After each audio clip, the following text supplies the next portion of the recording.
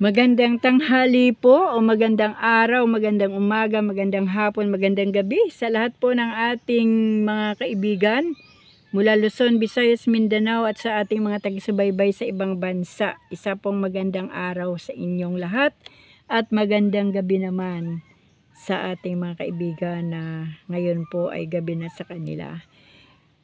Sa oras pong ito ay nais ko pong ibahagi sa inyo ang mensahe ng Panginoon sa buhay ko ngayong umaga. Alam niyo po, maaga pa, nagwalis na ako. Pagkatapos magwalis, nagagahan ako. At siyempre, nakakain na po ang ating mga katawang lupa. Pero kailangan din po na pakainin natin ang ating mga kaluluwa. At ang pagkain po ng ating kaluluwa ay wala pong iba, kundi ang salita ng ating Panginoon. Kaya mga kaibigan, inaanyayahan ko po kayo na magbukas po ng inyong mga Biblia kung kayo po ay may time. At kung wala naman, hayaan nyo po na bahaginan ko po kayo ng mensahe ng Diyos ngayong umaga. Dito po sa Salmo o sa Awit chapter 37b, ang title po nito, ang kahihinatnan ng masama at mabuting tao. Sabi po sa verse 1, huwag kang mainis o mainggit man sa masasama, dahil tulad ng damo sila'y madaling matutuyo at tulad ng sariwang halaman sila'y malalanta. Verse 3, magtiwala ka sa Panginoon at gumawa ng mabuti, sa gayon ay mananahan ka ng ligtas sa lupaing ito. Verse 4, sa Panginoon mo hanapin ang kaligayahan at ibibigay niya sa iyo ang ninanais mo. Verse 5, ipagkatiwala mo sa Panginoon ang lahat ng iyong ginagawa, magtiwala ka sa Kanya at tutulungan Kanya. Purihin po ang Panginoon. Hanggang dito lang po tayo sa verse 5. Pero kung may time po kayo, masarap pong basahin itong Awit chapter 37 mula po sa verse 1 hanggang doon po sa dulo ng chapter 37. Medyo mahaba po kasi ang 37. Kaya mga kaibigan, salamat sa Diyos sa kanyang salita ngayong umaga na inihayag sa atin. Ang nais lang naman po na ipaunawa dito ng Diyos ay kung ano ang kahihinatnan ng masama at mabuting tao. Alam niyo po, nung isang araw, sabi ng pinsan ko, sabi niya, sis, ba't kaya ganun, no? Kung sino pa yung mga taong gumagawa ng masama, sila pa ang mauunlad. Samantalang yung mga gumagawa ng tama at mabuti ay sila pa itong gipit. Purihin po ang Panginoon sa tanong na yon. Alam niyo mga kaibigan, ganun po talaga. Ganun po talaga ang buhay. Siguro po, ibabahagi ko po sa inyo yung aking konting experience, no? Bilang isang anak ng Diyos. Talagang napakadami ko pong nakita ng mga tao sa aking paligid. Mga taong mauunlad, magaganda ang buhay, talagang saganang-sagana. Pero nalaman ko din na ang lahat ng kanilang kasaganaan ay mula po sa kasamaan. Ibig sabihin, kung illegal man, ay talagang yun po ang madaling magpaunlad. Ano po. Pero, kalaunan, nakita ko rin po yung malagim na kinasapitan ng kanilang buhay. At yun po ang kaibahan ng taong masama at taong mabuti. Alam niyo po mga kaibigan, kapag tayo po ay anak ng Diyos, dapat po nai-enjoy natin yung buhay natin bilang mga anak ng Diyos. Dapat po ang focus natin ay sa Panginoon. Bakit? Kasi ang Diyos po natin na ating sinasampalatayanan, walang iba kundi ang ating Panginoong Hesus. Siya po yung may-ari ng ating buhay. Siya po yung great provider natin. Siya rin po yung dakilang manggagamot natin. Siya din po yung tagalutas ng ating mga problema sa buhay. Siya rin po yung nag-iingat ng ating mga buhay kasama ng ating mga pamilya. Siya rin po yung tagapagtanggol natin. Ibig sabihin, ang ating Diyos ay nasa Kanya na lahat. Alam niyo po, natatawa ako doon sa isa kong kakilala. Sabi niya, ako gusto kong maging kaibigan, yung mga may kaya sa buhay. Kasi kahit pa paano nakakatulong sila sa amin, sabi po ng isa kong kakilala. Mas maganda na niya yung may kaya sa buhay ang kaibigan kasi nakakatulong. Pero ang tanong, habang panahon ba?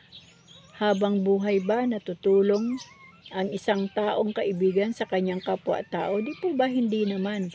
Pero ang kaibahan po natin bilang mga anak ng Diyos, mula po nung tayo ay nasa sinapupunan ng ating mga magulang, 9 months po tayo doon, hindi tayo nakakakita ng mundo, hindi tayo nakakarinig, walang hangin. Pero purihin ang Panginoon, iningatan po tayo ng Diyos. Mula doon sa pagkasilang natin, na wala pa tayong kamuwang-muwang sa mundong ito, iningatan tayo ng Diyos. Hanggang doon sa panahon na nakita na natin ang mundo, unti-unti nating nauunawaan, ito pala ang mundo. Ginabayan tayo ng Diyos hanggang doon sa panahon na nagpakilala ang Panginoon sa atin. At ang Diyos pa rin ang may kalooban na makilala natin siya at purihin ang Panginoon. Kaya para sa akin, hindi dapat kainggitan ang mga taong masasama na mauunlad ang buhay. Dapat nga kaawaan at kahabagan sila. Bakit? Kasi ang mga taong masasama na mauunlad ang buhay, kahit man milyonaryo yan, bilyonaryo yan, kung wala namang tamang relasyon sa Diyos at wala namang tamang pananampalataya sa Diyos, kapag binawi ng Diyos ang kanyang buhay, wala po siyang ibang pupuntahan kundi ang dagat-dagatang apoy ng impyerno, at ang lahat na kanyang mga kayamanan na inipon dito sa lupa, ang magkikinabang lamang yan ay yung mga hindi nagpagal. Sino bang mga hindi nagpagal sa kayamanan ng mga masasama na mga naipon nila? Walang iba kundi yung kanilang mga manugang, kanilang mga apo, kanilang mga anak, mga kamag-anak, hindi po yun nagpagal, hindi po yun nagtrabaho at nag-ipon ng kayamanan na yun, kundi yung taong masama na nag-ipon ng kayamanan kahit sa anong paraan, ito man ay illegal na paraan, ito man ay ikakapahamak ng kanyang kapwa, basta ang mahalaga makuha niya yung kayamanan na gusto niya. Ano po? Tayo naman mga kaibigan, hindi. Pag gusto natin ang kayamanan, wala tayong ibang gagawin, kundi ang manampalataya, manalig sa Diyos, magpakabuti sa harapan ng Panginoon, humingi sa Diyos ng kalakasan, humingi sa Diyos ng trabaho, at pagtatrabahuan natin ang bawat sintimo o ang bawat butil ng kanin na kakainin natin at ng ating pamilya. Yun ang magkaiba yun ang kaibahan na kumbaga ang pagsisikap natin ay nakapaloob sa kalooban ng Diyos. Ang pagsisikap natin ay taglay natin ang kalakasan, ang karunungan, kaalaman at katalinuhan ng ating Panginoon. Ang pagsusumikap natin bilang mga anak ng Diyos ay nakasalalay sa nais ng Diyos na mangyari sa buhay natin. At tayo mga anak ng Diyos, anuman yung ating nakakamtan, natatanggap sa bawat araw, kontento tayo na may pasasalamat sa ating Panginoon. Bakit?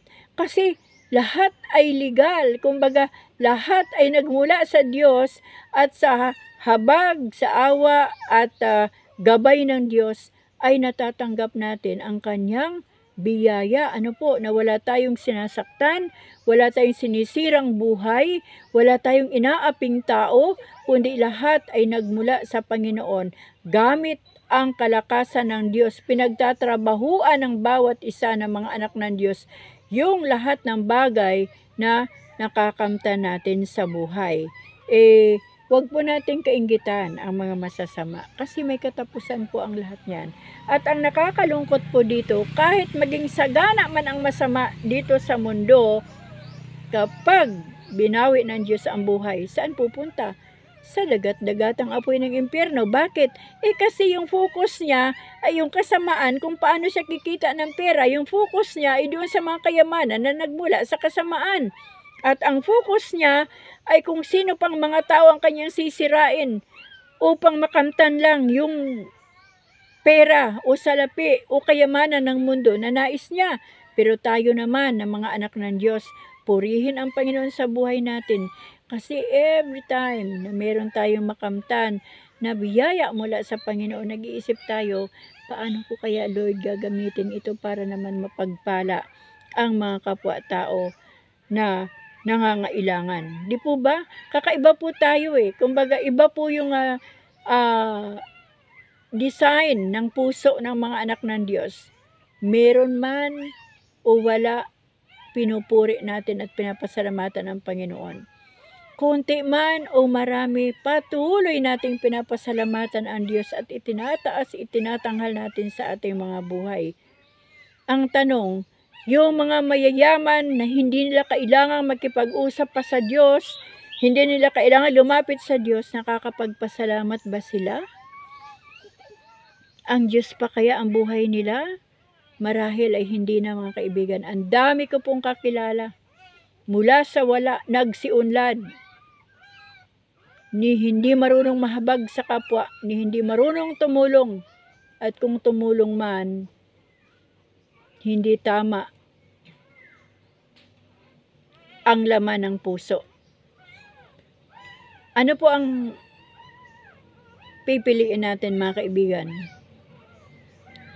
Yung maging masama na pag namatay diretso sa lugar ng impyerno, o yung hindi naman masyadong pulubi, yung nakakaraos lang araw-araw pero may pananampalataya sa Diyos, tamang relasyon sa Diyos, namumuhay ng naaayon sa salita ng Diyos, gumagawa ng mga bagay na naaayon sa kalooban ng Diyos, at kapag kinuha ng Panginoon ang buhay, diretso sa kanyang kaharian sa langit at magtatamasa ng wala ng kapantay na kasaganaan ng buhay. Kaya ang pwede ko pong sabihin, huwag po natin kainggitan ang masasama kahit po sila ay naliligo sa kayamanan, dahil ang kapalit po niyan ay walang kaparis, walang kapantay na kahirapan doon sa pangalawang buhay ng kanyang kamatayan. Alam niyo, mga kaibigan, ang prinsipyo po na natutunan ko mula sa salita ng Diyos, magbigay tayo para bigyan din tayo. Tumulong tayo para tutulungan din tayo. Hindi po yung mga tao na binigyan natin at tinulungan natin ang tutulong sa atin, kundi gagamit ang Panginoon ng mga tao para ipadala sa atin, para maipadala niya ang tulong niya sa atin. Pero madalas naman, doon sa mga kaibigan natin, kapamilya, yan din naman ang ginagamit ng Panginoon. Nakadepende po sa kalooban ng Diyos kung sino po yung mga tao na kanyang ipapadala sa atin para maibigay sa atin yung nais ng Diyos na itulong sa atin. Alam niyo po, kunting patotoo lang, alam niyo nung isang araw, sabi ko nga po, yung pag-uwi ko dito na pangalawa dito sa isla, wala po akong tinukahan ng mga pamilya ko na okay, pag naubusan ako ng pera, padalhan niyo ako doon sa isla, ha. Pero purihin po ang Panginoon. Nakikita niyo naman, araw-araw nakakapag-vlog ako. Araw-araw may load ako. Grabe po ang ginagawa ng Diyos. Meron po nagbibigay sa akin ng pang-load. Meron po nagbibigay sa akin ng pangailangan ko dito. Alam niyo po, pagkatapos kong pinakain yung mga bata, ang napakasimpleng tinapay na napakamura lang na tinapay dahil yun lang talaga ang kaya ko, bigla pong may nagpadala ng 600. May nagpadala na ng 500. May nagpadala uli ng pang-load. May nagpadala ng 1,000. Alam niyo po yung mga unexpected blessing. Ako po, nakahanda po ako kung ano po ang kalooban ng Diyos dito sa buhay ko dito sa isla Pagdating po sa mga pagkain, wala pong problema sa pagkain. Napakasagana po ng pagkain dito sa pamumuhay ng aking pinsan. Marami pong bigas, maraming palay, umaapaw, maraming mga isda. Minsan, pinapadala ako ng pamangkin ko ng mga lapu-lapu. Dito naman po sa pangisda ng aking pinsan, iba-ibang isda, napakaraming isda. Ako na lang pong umaayaw. Tuwing lalabas ng bahay ang aking pinsan, pag-uwi, kung ano-ano, mga bit-bit na pagkain para sa akin. Sabi ko sa kanya, huwag mo masyadong alalahanin kasi matanda. Napansin mo ba, senior citizen na si manang mo. Kumbaga, hindi na ako masyadong sabik sa mga pagkain na ganyan. Kumbaga, ayaw niya ako maggutuman dito sa isla. At kapag ako gumalaw dito, magwalis, pinagagalitan niya ako. Sabi ko, huwag mo akong paggalitan kasi ito lang yung gusto kong gawin. At wala naman akong gustong gawin dito sa isla, kundi magpahinga lang, huminga ng malalim, huminga ng maayos, makatulog ng maayos, at namnamin yung ganda ng nature. Yan lang naman ang paborito kong gawin sa buhay, magbasa ng Bible, manalangin, magbahagi ng Word of God, kahit pa paano kung sino man ang aking makakadaupang palad sa lugar na to. So kumbaga, ang Diyos po, kahit hindi natin nihiling, ang Diyos po ay nagbibigay, mga kaibigan. Kapag ang buhay natin ay nakafocus sa Panginoon at hindi doon sa mga material na bagay, lalo na hindi doon sa mga taong nakikita natin na maunlad ang buhay pero galing sa masama, iwan po natin silang husgahan para hindi po tayo magkasala. Kundi ipanalangin po natin sila na sana Lord, makilala ka nila para maunawaan nila na ang buhay ay kailangan makauwi sa kaharian ng Panginoon. At problema po ng Diyos yun. Basta tayo nag-pray na para sa kanila, problema na po ng Panginoon yun kung anong nais niyang gawin sa mga taong yun. Basta ang mahalaga po, lalo na sa panahon ito mga kaibigan, lalo na sa panahon ito, focus na po tayo sa Panginoon. Focus po tayo sa salita ng Diyos at focus po tayo sa pagiging mabuting tao. Magpakatino po tayo bilang mga anak ng Diyos. Huwag na po nating tignan kung sino man ang mga taong yan, kung ano man ang dahilan bakit sila nagkakapera, kung ano man ang ginagawa nila, kundi ipanalangin natin sila, iiyak natin sila sa Panginoon na sana mabuksan ng Diyos ang kanilang mga puso at isipan at maisuko ang buhay nila sa Panginoon. Hindi na po ito ang panahon ng panghuhusga, hindi na po ito ang panahon ng silipan. Ito po ay panahon na ng paglapit ng totohanan sa Panginoon dahil anytime pwede pong dumating ang ating Diyos. Dahil lahat po ng propesya ng Panginoon nangyayari na bago man siya dumating ay mangyayari ang mga bagay na yon at nangyayari na nga, nangyayari pa. Kaya focus na po tayo mga kaibigan sa Panginoon. Huwag na po nating hayaan na masayang ang ating mga buhay, ang ating oras, ang ating isipan sa mga bagay na hindi tama sa harapan ng Diyos. Dahil yun po ay form ng kasalanan. Focus na po natin sa Panginoon ang buong buhay natin, buong puso natin. Alam niyo po dito, enjoy na enjoy po ako sa pag-stay ko dito sa lugar na to. Alam niyo po, pagdating ko dito parang ang dilim-dilim ng bawat sulok. Pero sa bawat araw po, alam niyo po, habang naglalakad po ako sa buong area na to, sinasabi ko, dinideklara ko na si Jesus ang Diyos sa lugar na to. Kaya alam niyo mga kaibigan, na-enjoy ko na po. Alam niyo po ngayong umaga, dati hindi ako pwedeng maiwan dito kung saan sa Bunso Bibit, sama ako. Kasi ang dami kong nararamdaman, dami kong nakikita. Pero purihin po ang Panginoon. Araw-araw, kahit wala pa akong kasama dito at busy si Bunso Bibit, alam nga namang sama lang ako ng sama sa kanya. Sabi ko, huwag mo na akong alalahanin, okay na ako. Back to normal na ang aking damdamin dito. Wala nang takot kahit ano pang mga uri dyan ng mga familiar spirit. Wala na akong takot. Bakit? Kasama ko ang Panginoon. So, pagdating sa aking physical condition, mga sakit-sakit, mga cancer-cancer na yun, mga ata-atake in Jesus' name, huwag mo na rin akong alalahanin, kasama ko ang Panginoon. So, ganun lang po mga kaibigan, dapat tapangan ang buhay.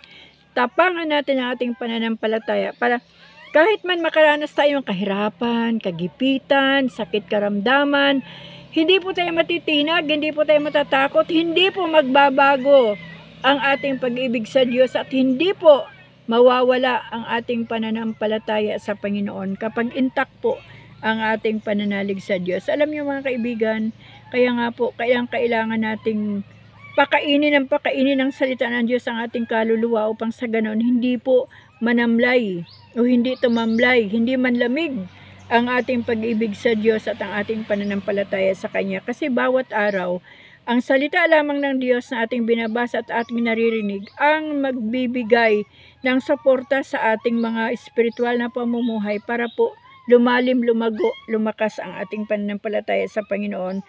Ako po every Sunday, every Wednesday, nakikinig po ako ng mga live stream. Nanonood po ako ng mga katuruan. Matitindi po ang katuruan kagabi sa live talaga pong about prayer.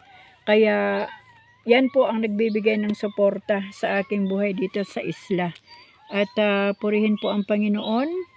Masarap pong manalangin dito, masarap pong magbasa ng salita ng Diyos, at masarap pong mamuhay kapag tayo po ay nasa Panginoon. Kaya mga kaibigan ko, iwaksi po natin yung masama sa ating isipan.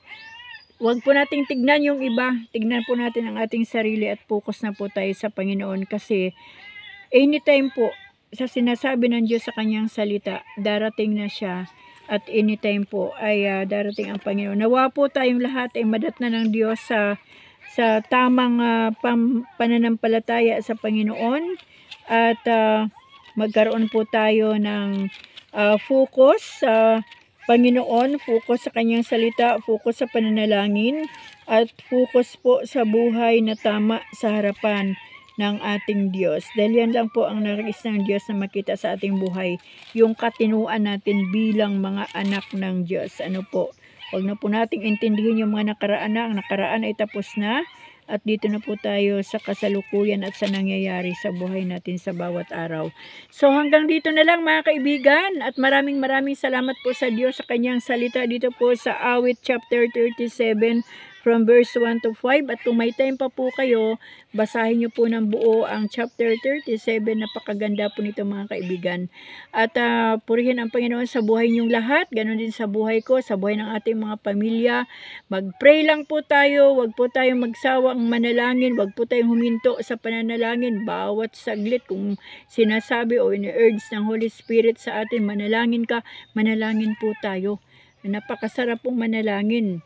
At patuloy po tayong magbasa ng salita ng Diyos, mamuhay po tayo sa kabutihan, at huwag po nating ipagkait yung tulong para sa iba. Kapag kinakausap na po tayo ng Panginoon sa pamagitan po ng banal na Espiritu Santo, kung ano po yung pinapagawa niya sa atin, gawin po natin agad-agad. Huwag na po tayong maghintay pa ng kung ilang araw, baka mahuli po tayo at kapusin tayo sa oras. Ano po? So yun lang mga kaibigan, purihin ang Panginoon sa tanghaling ito. Salamat sa Diyos sa kanyang salita. Pagpalain po tayong lahat ng ating Diyos, at ingatan niya po tayo, ganun din ang ating mga pamilya. In Jesus' mighty name we pray. Amen.